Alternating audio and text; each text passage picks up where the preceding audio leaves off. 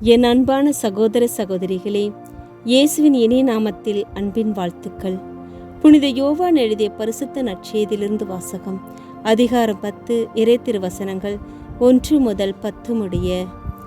எனது செவி எந்த குரலை நோக்கி இருக்கிறது என்று சிந்திக்க இன்றைய வாசகங்கள் நம்மை அழைக்கின்றது. சமுதாயத்திலே பல வகையான குரல்கள் உள்ளன. அரசியல்வாதிகளின் குரல் வாக்கு சேகரிக்கக்கூடியதாய் இருக்கிறது.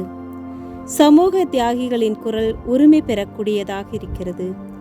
மத தலைவர்களின் குரல் மக்கள் மத்தியில் பிளவை உண்டாக்கக்கூடியதாக இருக்கிறது. விவசாயிகளின் குரல் பொருளாதார தீர்வு காணக்கூடியதாக இருக்கிறது. பழங்குடி மக்களின் குரல் நீதி பெறக்கூடியதாக இருக்கிறது. இப்படி பல குரல்கள் இந்த சமுதாயத்திலே ஒலித்துக் கொண்டே இருக்கின்றன. முதல் வாசகத்தில் பேதுருவின் குரல் மனமாற்றத்திற்கு அழைக்கின்றது. இரண்டாவது வாசகத்தில் நற்செய்தி வாசகத்திலும் நாம் கடவுளை பின்பற்றுவதற்காக அழைக்கும் குரலாக இருக்கிறது. விவிலிய வரலாற்றிலே பல நபர்கள் கடவுளின் குரலுக்கு செவிமடுத்திருக்கின்றார்கள். அவர்கள்தான் திருத்தூதர்களாகவும் சீடர்களாகவும் உருமாற்றம் அடைந்திருக்கிறார்கள். பரிசேயர்களும் சதுசேயர்களும் தாங்கள் சட்டங்களையும் புனித நூல்களையும் பின்பற்றுவதாக நேரடியாக கடவுளிடம் சென்று விடுவோம் என்று நம்பினார்கள். இயேசுவை ஒரு சாதாரண மனிதனாக பார்த்தார்கள்.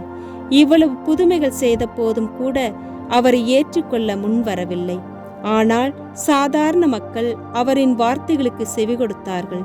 ஏனென்றால் அதிசயங்கள் செய்கின்றார், ரோமை பேரரசை எதிர்க்கின்றார். எனவே சாதாரண மக்கள் அவரின் குரலுக்கு செவி கொடுத்தனர். ஆனால் பரிசேயர்களின் எண்ணங்கள் மாற்று சிந்தனையை கொண்டதாக இருந்தது. அதனால்தான் இயேசு, நானே வாயில், என் வழியாகத்தான் தந்தையிடம் செல்ல முடியும் என்ற குரலை எழுப்புகின்றார். ஓர் ஆயனாக இருந்து ஆடுகளை பராமரிப்பது, அந்த ஆடுகளுடன் அவர் கொண்டிருந்த அன்பு, அவை காணாமல் போனால் பதட்டத்தோடு அதை தேடுவார். ஆயரின் ஒவ்வொரு நிலையையும் அவர் இங்கே பகிர்ந்து கொள்கின்றார். ஆடுகள் மேல் தான் கொண்டிருந்த அன்பை விட கடவுள் பல மடங்கு அன்பை மக்கள் மீது வெளிப்படுத்துவதை இங்கே கூறுகின்றார். உன் வீட்டுக்கு வாயில் இயேசு, உன் இதயத்துக்கு கதவு இயேசு. என்ன நடக்கும்? அனைத்தும் வடிகட்டப்படும். தீயவர்கள் அனைவரும் வாசலில் நிற்கின்றார்கள். தீய எண்ணங்கள், தீய செயல்கள் இதயத்தில் நுழையாமல் வடிகட்டுகின்றார். திருடன் உள்ளே நுழைய முடியாது. உள்ளத்திலிருந்து தீயவை வெளியே வருகின்றது. இயேசு உங்கள் வீட்டில் வாயில் இருக்கட்டும். எல்லாருடைய வீட்டிற்கும் இதயத்திற்கும் இயேசுதான் வாயில்.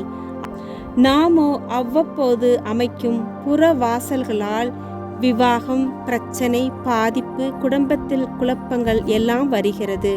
தவறான நட்பு என்றொரு புறவாசல், குடிவெறி என்ற புறவாசல், தொலைக்காட்சி என்னும் தொல்லை வாசல், சந்தேகம், பொறாமை, பேராசை, இன்னும் எவ்வளவோ திறக்கும் ஜன்னல்கள், வெண்டிலேட்டர்கள், இப்படிப்பட்ட பல வாசல்கள் அமைகின்றன.